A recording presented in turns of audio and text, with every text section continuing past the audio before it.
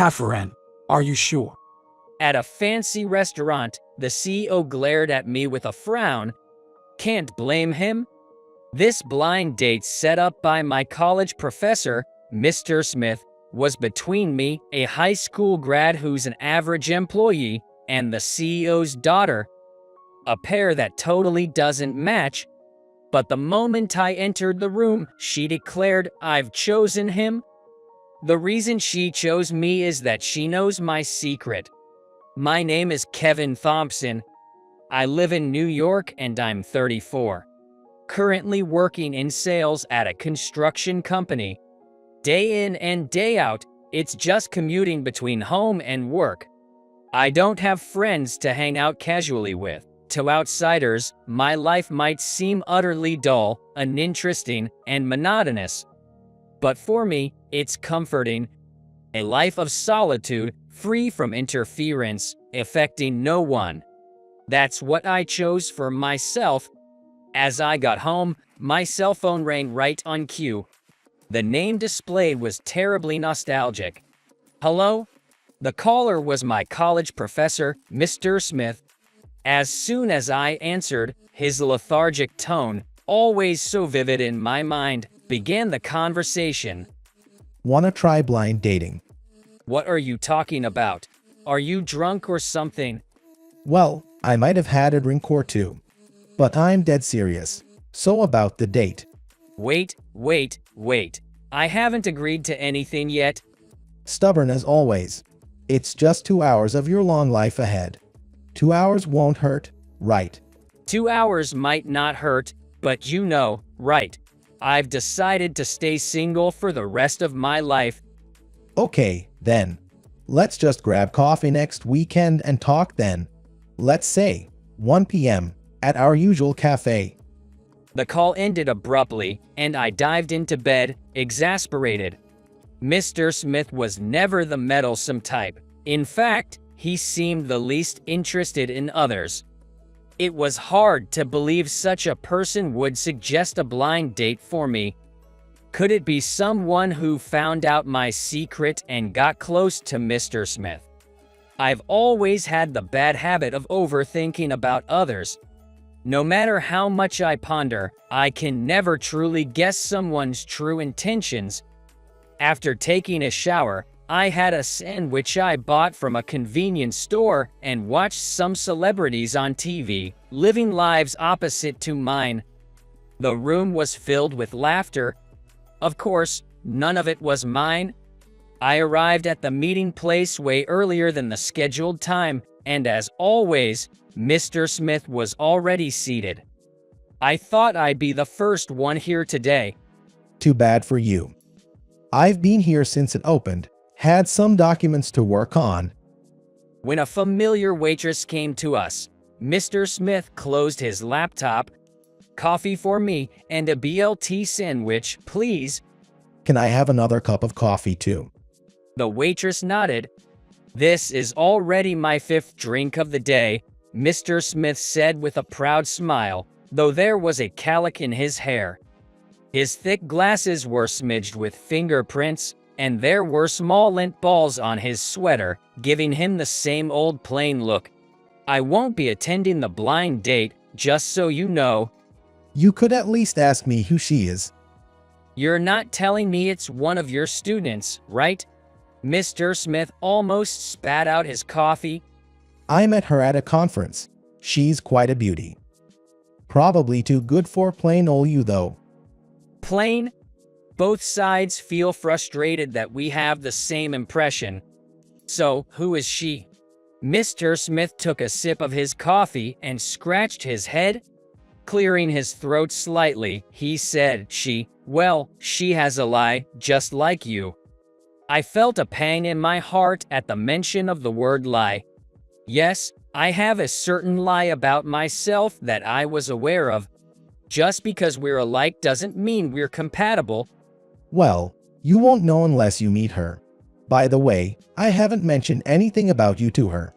She just said she'd meet you since it's my recommendation. People trust me, you know. Huh?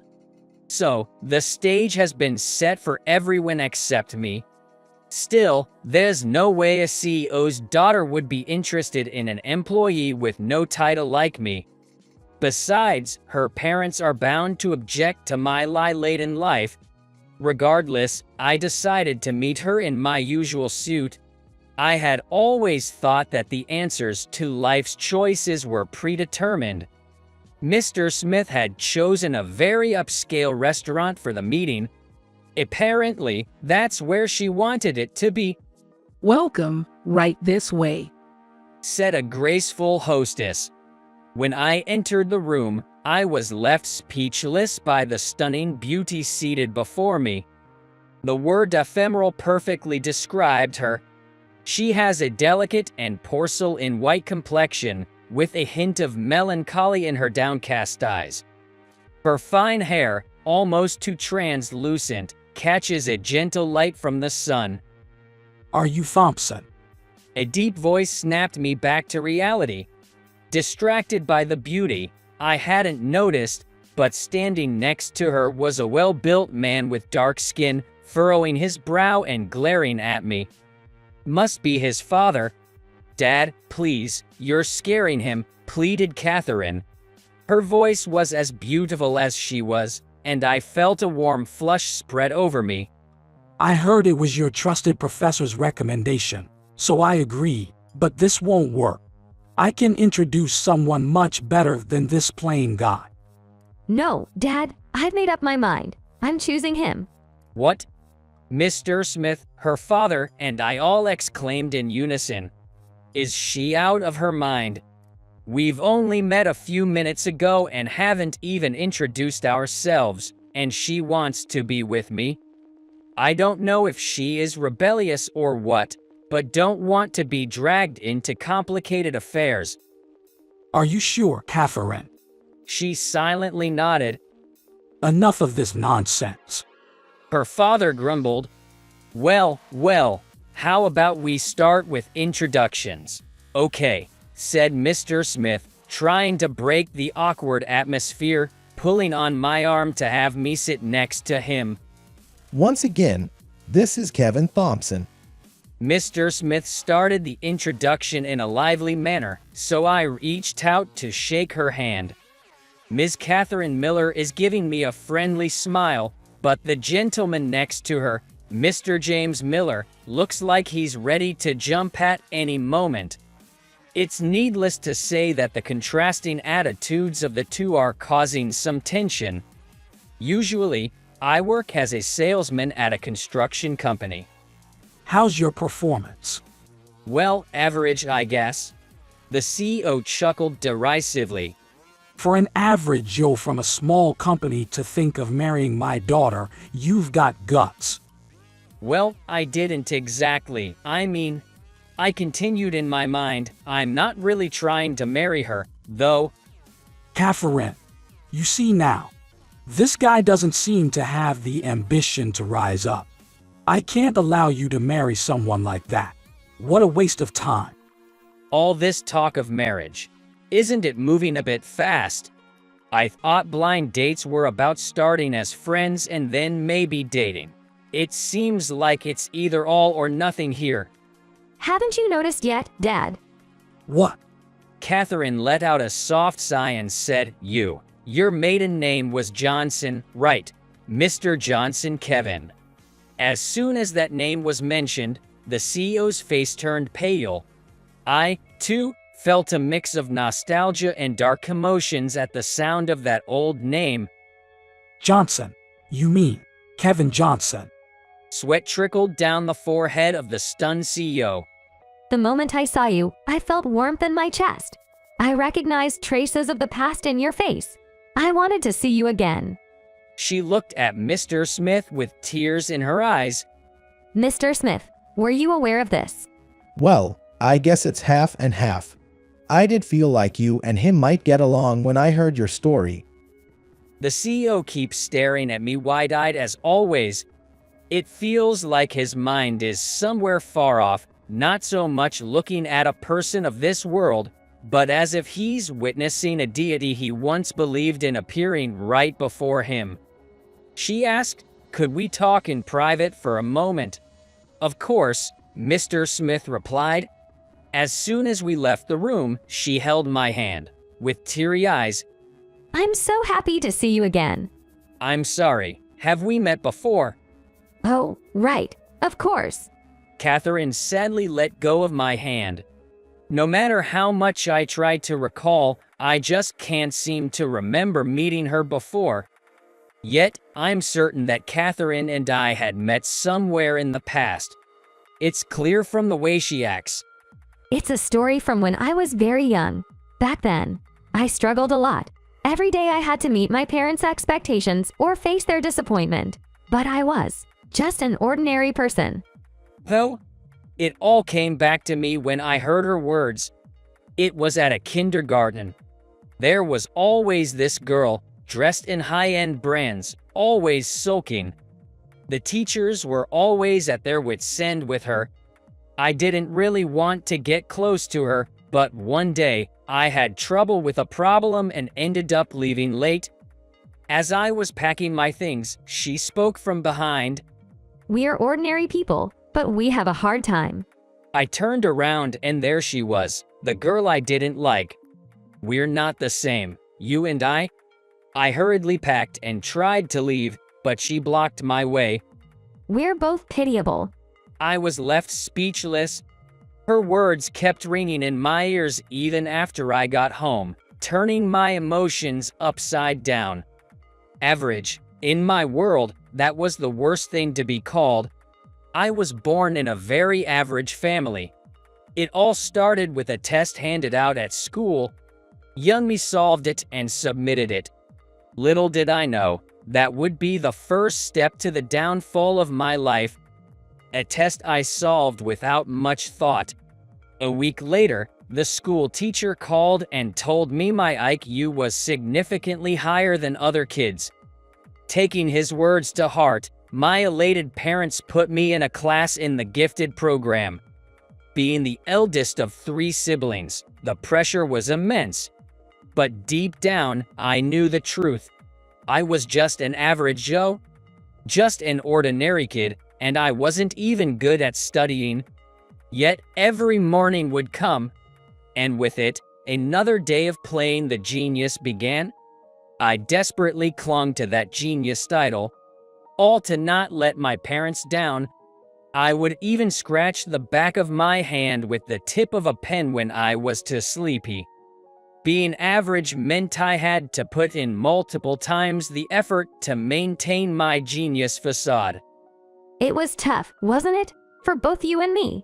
Talking about the past always brings tears to my eyes. My parents died in an accident during college. After that, I took my grandma's last name and decided to live my life truthfully. Thanks to Mr. Smith. You know, he's pretty laid back. Even with parents like that, their sudden death hurt. I was devastated, but then he said, "Now you're finally free from their shadow." I'm a college graduate, but I've started saying I'm a high school graduate. My life's been nothing but lies. But if I didn't, my past would. It would haunt my present. I might not have had it as rough as you, but I can relate to your feelings. I used to think, what if I wasn't me? I envied friends who came from average families and lived carefree lives. Catherine gazed at her palms. My parents showered me with love, more than I could hold in these hands. But I was a disappointing only child. I wasn't fit to be a CEO, nor was I the son my dad had hoped for. That's not true. Suddenly, the door swung open, and there stood Mr. James, his eyes bloodshot. Next to him, Mr. Smith was wiping his eyes with a handkerchief. There's no way you're a failure. You're my precious daughter. You really think that? It's because you see me as a failure that you're so cautious about who I marry. That's a misunderstanding. He touched my shoulder and said with a shaky voice, "I'm sorry." On behalf of your parents, let me apologize. We thought of your lives as if they were our own. We said we wanted you to be happy, but maybe we just wanted to be happy ourselves. We validated ourselves by pushing our excessive expectations on you. We were the worst kind of parents. Dad, It felt like the ice around this father-daughter relationship had started to melt, even if just a little. If my parents were still alive, would we have eventually sat down and had such a heart-to-heart? After that, Catherine and I decided to truly get married. From then on, we stopped lying about our pasts. When I revealed that I actually had a college degree, the construction company's boss simply responded, "Is that so?" It doesn't matter if you're a high school or college graduate. I hired you because of who you are. Boss, talking openly sometimes made me think too much about others. No matter how much you think about someone's feelings, it's just an imagination in your head. 2 years later, a little girl was born to us. A cool-faced girl resembling my wife. I wonder what life she will lead. I have to keep an eye on her to make sure she doesn't get more strange men. I mumbled, and my wife laughed. My dad used to say that a lot. Becoming a parent, I began to slightly understand the expectations my parents had back then. We promised ourselves that we would raise our child without excessive expectations, but with as much trust as we could muster. Our role is just to add flowers to her life. Her happiness is her own, and she should grasp it herself.